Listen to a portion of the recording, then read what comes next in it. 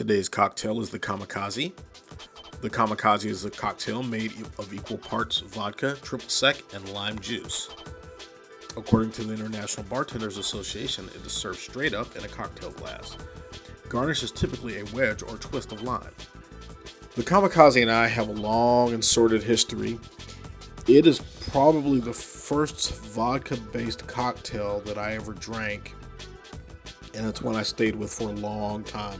In fact, to this day, if I go out to a bar, basically I'm either going to order a rum and coke or a Kamikaze, and the reason is that if I go to a bar and the bartender doesn't know how to make a Kamikaze, I know the recipe in my head and I can give it to them quickly and they can make it right on the first try because it's a very simple cocktail.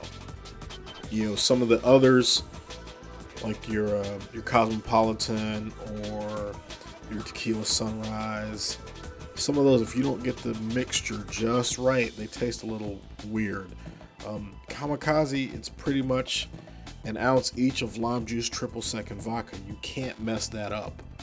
If anything, the last few I've had probably were a little strong on the vodka side, which doesn't bother me a bit. I won't complain about that ever. It's just a good, simple drink that I know if I go somewhere and the bartender's 21 3/4 years old, I know that they can make the drink even if they don't know the recipe. I can tell them lime juice, triple sec, vodka, equal parts, and they can get it, and it'll be something I can tolerate.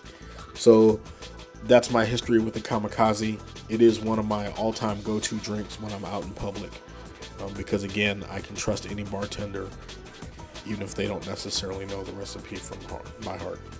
As always, if you have the opportunity to enjoy one and you're of age, I highly recommend the Kamikaze, and drink responsibly.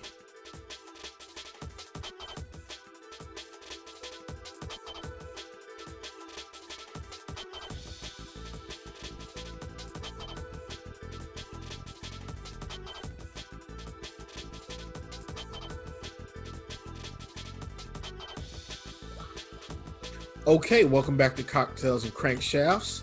It's your boy, the Killer B, Car Guy, and with me is my faithful co-host, May Flowers. What's Howdy, up, May? People. How's it going? It's going. Another fun and exciting day trying to hide from that Rona. Out here dodging this coronavirus, I'm telling you. Whoosh. Dodging like bullets. I am officially on work from home status. When I left the office today, there might have been 30 people there. Building normally seats a couple hundred, so yeah, that. So let's talk about Road America. Let's talk about April 2009. Woo, we digging in the archives. Elkhart Lake, Wisconsin. It's cold. It's raining. I am trying to get a check ride so I can move from group 2 to group 3. Now, what's the difference between groups? So group 1 is rookies with instructor. Group 2 is like group 1, but no instructor. Same run groups. They run together. Group 3 is the more advanced people. And again, I think they run without the instructor. But at group 3, I think is when you start getting timing. Okay. Yeah, so group 3 and group 4 usually run together. Group 4 is your time trial and your race driver trainees, basically. It's the next step up the ladder, and I wanted to get to the next step up the ladder because I had been in group 2 for quite a while, mostly because my track car only had a driver's seat, and so I couldn't get the instructor in the track car to sign me off to move up to the next level. Oh, oops. Yeah, I took the buzzer to Road America because one, it was a long drive. It was 100 and 200 a drive. It was a drive. Too long to be sitting in that car. Yes. I took a coworker with me. So the kid went with me, and because I needed a cameraman, right? So we go out there, and it is your typical Midwestern spring, quote unquote, spring day. 55 degrees, probably not even that, and just raining buckets. It was ridiculous. The instructor begged me not to do it because he's like, we don't like doing these in the rain. And I'm like, well, I'm here. I drove all the way here. I'm only here for the one day. I don't know when I'm going to come back. you know, based on the schedule, I didn't know when I would get to another event. Right. So he said, okay. And I'm about to show you what happened. I feel like it's not pretty. Rain and instructor hesitation means... Well, it's not pretty for a number of reasons. You got the video? I do. Okay. So I'm going to let it play here and we're going to talk through it. It's not pretty for a number of reasons. Number one, it's raining, as you can see. Yeah. Number two, my cameraman was smart enough to have an umbrella over my camera because it was a really expensive camera. But of course, that means lots of noise. Now, three, the way he started to stop the camera, I'm really not sure what's what. But you can see I'm making my way up the hill. That's the main straight. And it's really, really wet. Oh, and we have to drive with the windows down because rules. Ooh, why? Yeah. Now you're getting plastered with all that water? Well, not really, because if you're going fast enough, it doesn't come in the side windows where it's hitting you, but it does get all over the back seat. Oh. So you can see cars just blasting by me because I'm in a slow car, right? Because the buzzer's not terribly fast, and Road America's not a friendly course for cars that don't have a lot of horsepower. But I look good going slow. I was going to say, yeah, it looks good. And the bright yellow really stands out. Yes, it does, especially on a dull day. So he was good enough to go around to different areas on the track. And I'm wondering if we're going to see the mishap, because I don't remember when it happened. In my mind, I feel like it was our very first time out, but apparently it wasn't. Oh, so probably later in the ride. It might be right here, actually. Because I can tell you what happened. We were coming around on a warm-up lap. And, you know, I think it is right here because it stopped raining, right? Yep, it doesn't look Yeah. like it's raining. So here's what happened. That's the back stretch there. We're coming around. This is turn 14 right here. And then I think the green flag was waving. So I goosed it. And here we go. Left, right, left. Into the gravel. Womp womp. Yeah. And now I'm stuck. The grass is too wet for me to pull the front end out of the gravel. The tires are just spinning. So now I got to sit there and wait. And everybody's going past.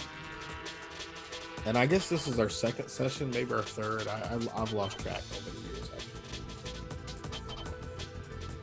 So you're spinning. You can't move. What, are they going to come tow you out? Oh yeah, Okay. yeah. The marshals are there, so and you can see he stopped. He stopped and started the camera. So I've been sitting there a while at this point. But in a moment here, you should see a truck pull up behind me.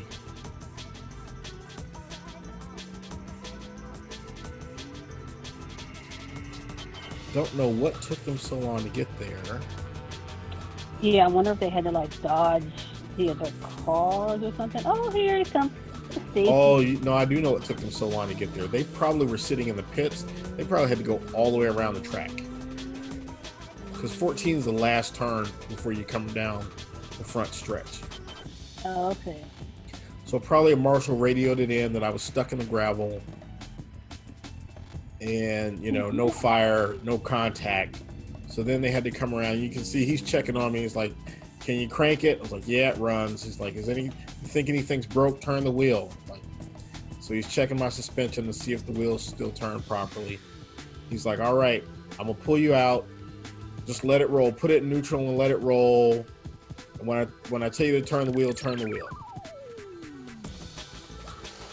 Right, because you don't have any way of communicating with them. You just have to wait for them to see you and Yes. figure out that you're not moving.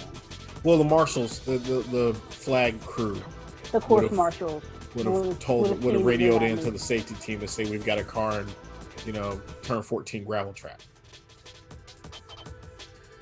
So I'm moving gingerly because the grass is still wet and I have very limited traction because those tires have almost no tread. Right. and I got to watch out for traffic. So I get back on the course. Now I got to go back in the pits because I've been off the course. So the rule is that's the rule. Yes, when you've been off the course, you got to go back through tech inspection. So I let the guy go by me and I speed up and duck over here into the pits.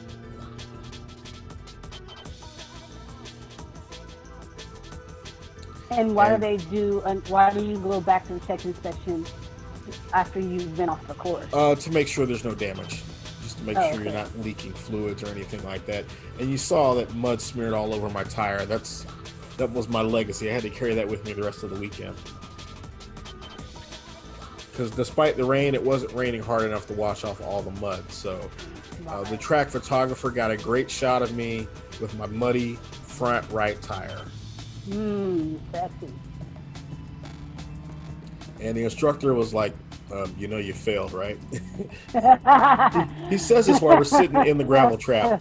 He was like, this is why we don't like to do these in the rain. Yeah.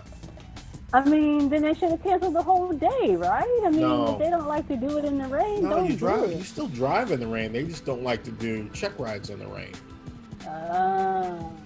And I don't know why I quit sharing, but it doesn't matter. So that was me at Road America. That was a very abbreviated version of my day because there was no in-car footage, and due to the bad weather and such, there was limited exterior footage as well. Alrighty then. Plus, I spent a full 7 or 8 minutes sitting in that gravel trap. So, yay! Contemplating life. Contemplating how much money I just wasted. Because, HPDEs aren't free. And I had travel costs, I had a hotel room, I had entry fee, all of that so I could get stuck in the gravel and fail, and knew I wasn't going to get to another event in 2009. So that was pretty much it for me. I was like, I'm done. And that was basically, I drove one more time in that car, and that was basically the end of my track day career. Dang, I didn't drive a car in anger again until 2014 when I went to Las Vegas. Oh, wow. Yeah, real talk.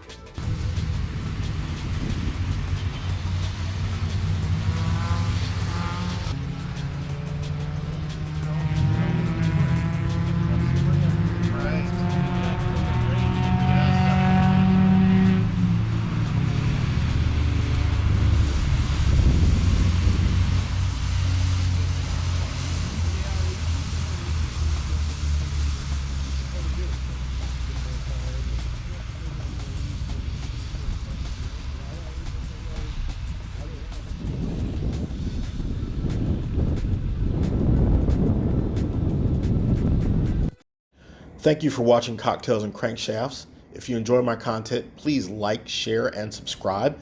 Be sure to hit the bell icon, and we'll see you soon with new content.